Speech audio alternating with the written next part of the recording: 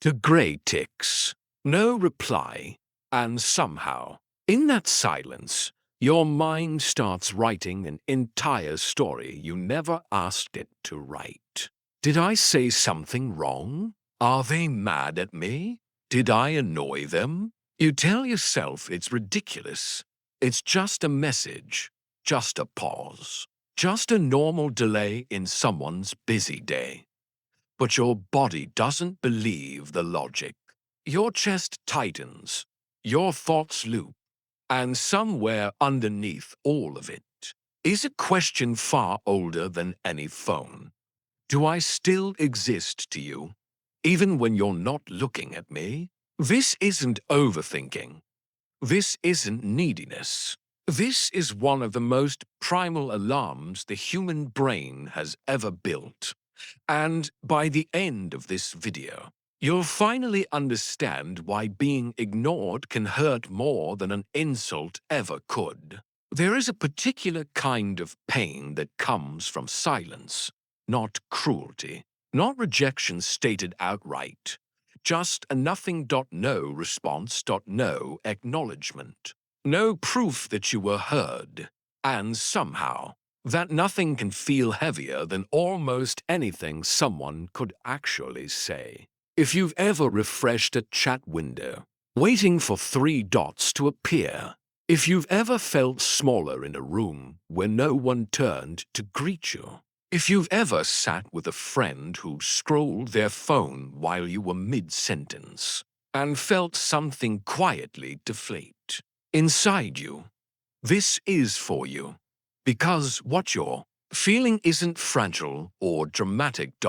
It's your nervous system responding to one of the oldest threats a human being can face: invisibility. Here's what neuroscience has confirmed again and again. Being ignored activates the same brain region as physical pain. In a landmark study, researchers had participants play a simple ball-tossing game in a brain scanner, secretly excluding some players after a few rounds. The brain's response to that exclusion, even in a meaningless digital game, lit up the anterior cingulate cortex, the same region activated by a broken bone. Your brain, quite literally, does not have a separate category for ignored. It files it under in danger.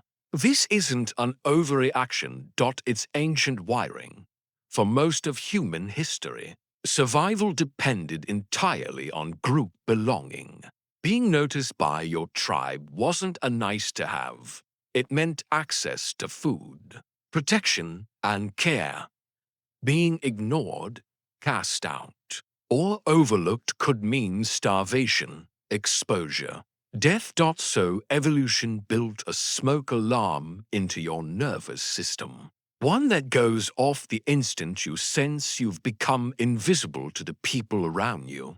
Even now, even over something as small as an unanswered text. Sign 1.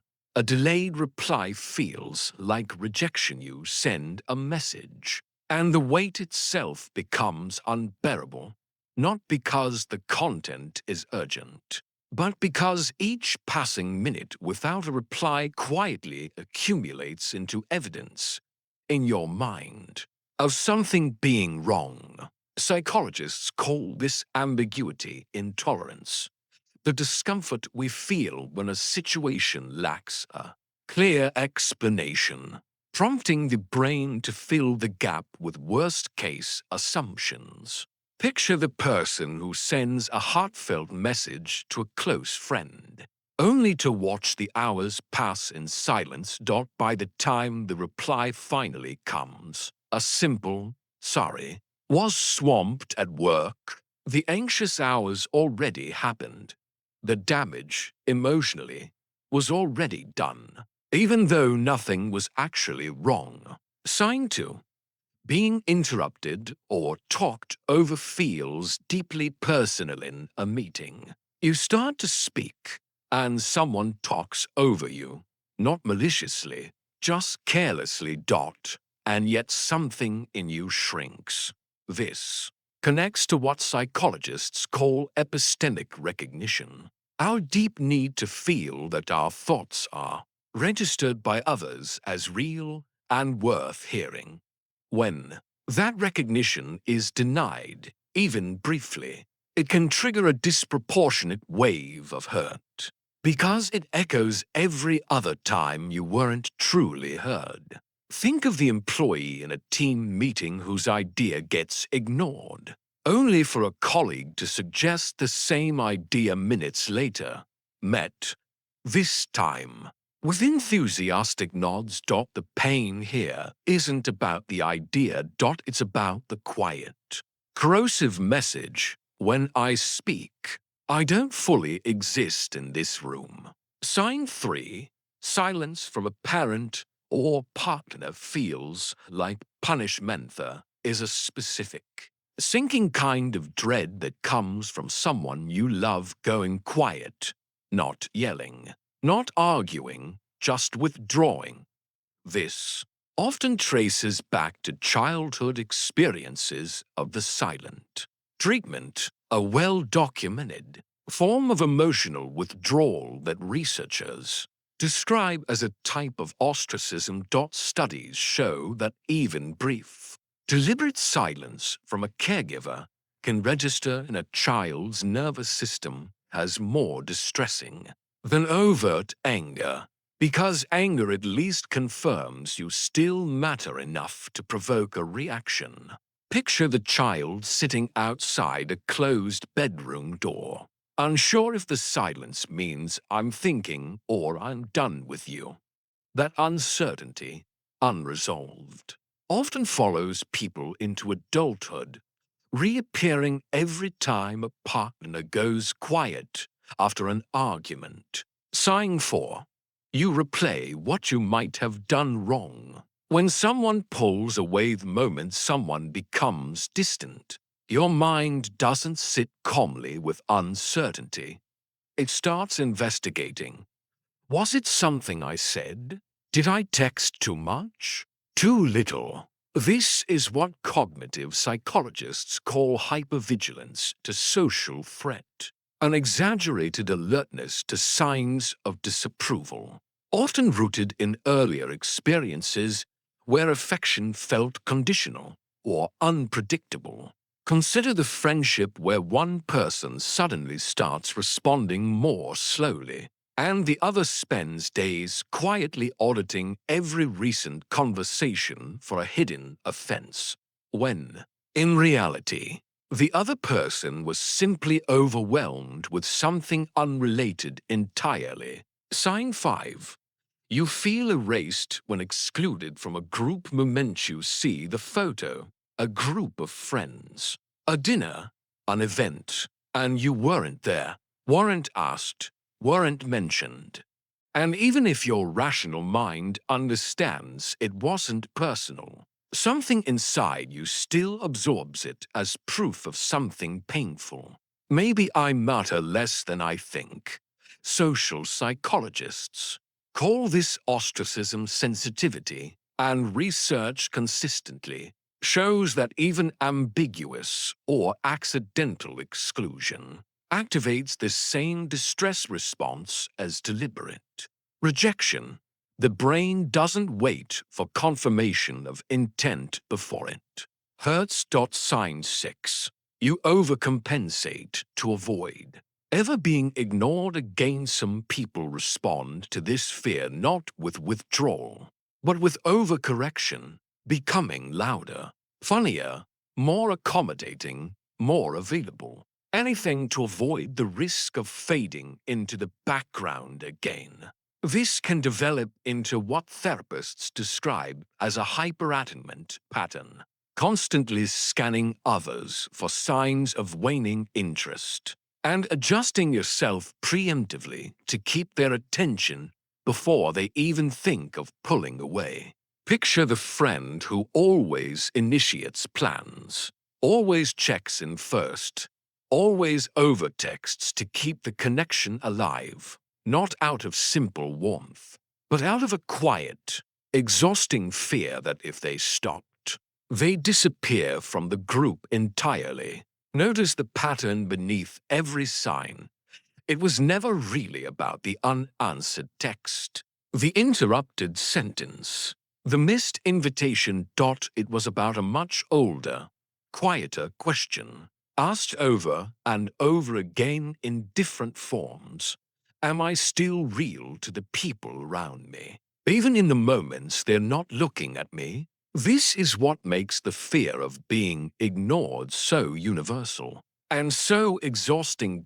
It isn't vanity. It's the ancient part of you that once needed the tribe's attention to survive, still running its old programming inside a modern life full of delayed replies, distracted friends, and silent phones. Here's what almost nobody tells you. The pain of being ignored is not proof that you are unlovable, forgettable, or too much. It's proof that you are wired, like every human being who has ever lived, to need connection, and that need is not a weakness to outgrow. It's the very thing that makes you capable of love, loyalty, and closeness in the first place. What you've misunderstood is the meaning behind someone else's silence. Silence is rarely a verdict about your worth. Far more often, it's a reflection of someone else's exhaustion, distraction, or unrelated struggle, a mirror that has nothing to do with you, even though it feels, in the moment, entirely personal. Psychology doesn't recommend numbing this need for connection. It recommends learning to hold the discomfort of not knowing, without immediately filling that silence with self-blame. First, practice narrative delay. When you notice yourself building a painful story about someone's silence, they're mad, they've lost interest. Pause and deliberately delay the conclusion for 24 hours. Cognitive behavioral research shows that most anxious predictions weaken significantly once they're not immediately acted upon, giving your nervous system time to catch up with reality instead of racing ahead of it. Second, separate absence of response from absence of care. Remind yourself, explicitly, that silence has many causes, most having nothing to do with you. Psychologists call this attribution. Flexibility, the ability to generate multiple explanations for an ambiguous event rather than defaulting to the most painful one. Simply listing three neutral explanations for someone's silence can measurably reduce the emotional charge around it. Third, build a self-witnessing practice instead of relying solely on others to confirm you were heard. Take a moment after important conversations to privately acknowledge your own presence in them. I said something true today, and it mattered. Regardless of the reply, this strengthens what researchers call internal validation capacity, reducing your dependence on external timing for your sense of being real. Fourth, address the pattern directly, calmly, and early. If a specific relationship's silence repeatedly causes distress, name it honestly rather than performing more to compensate for it. A simple, I noticed we've been quieter lately. Is everything okay? Interrupts the anxious spiral with real information, replacing imagined danger with an actual, answerable conversation. Somewhere right now, someone is staring at an unanswered message, feeling smaller than the moment deserves.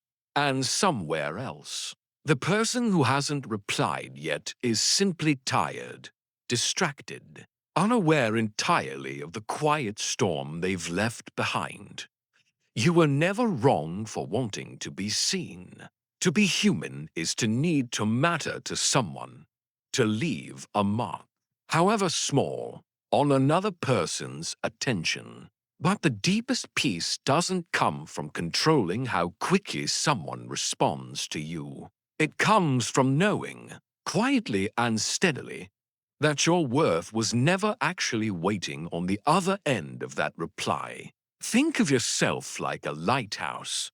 Its light doesn't dim simply because a ship, somewhere out in the dark, hasn't turned to look at it yet. It keeps shining, not for confirmation, but because that is simply what it is. If this video named a feeling you've carried quietly, the ache of an unanswered message, the sting of being talked over, the fear of fading from someone's attention, I want you to do something small and brave. In the comments, tell me about a time silence hurt more than words ever could. You are not the only one who has felt it.